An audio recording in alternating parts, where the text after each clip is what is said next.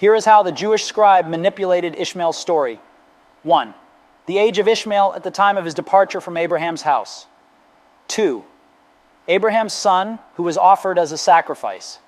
Some Islamic scholars suspect that the scribes tampered with the story of Hagar and Ishmael in the Torah. It is argued that Genesis 21 verses 9 to 10 may have been added later because Ishmael and Hagar had already left Abraham's house long before Isaac was born, with Ishmael being an infant according to Islamic tradition. Similarly, some question whether Genesis 22 verse 2 could refer to Ishmael, since Isaac had never been Abraham's only son, whereas Ishmael had been for 14 years before Isaac was born. How is this Islamic viewpoint presented? The Islamic perspective on the stories of Hagar, Ishmael, and Isaac, as presented in the Torah, differs significantly from the Jewish and Christian narratives. These differences have led some Islamic scholars to question the authenticity of certain biblical passages, suggesting possible later additions or alterations. In the Islamic tradition, Hagar and Ishmael's story is seen through a different lens compared to the biblical account. According to Islamic belief, Ishmael was an infant when he and his mother Hagar were left in the desert, which contrasts with the biblical narrative where Ishmael is depicted as a young boy during this event.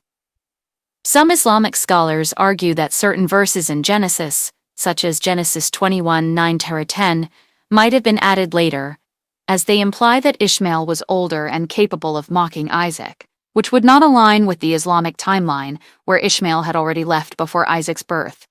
The question of who was the intended son of sacrifice is another point of divergence.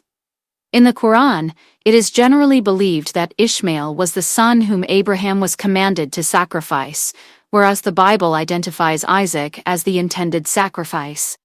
This discrepancy has led some Islamic scholars to suggest that Genesis 22, verse 2, which refers to Isaac as Abraham's only son, might be inaccurate, as Ishmael was Abraham's firstborn and was his only son for 14 years before Isaac's birth.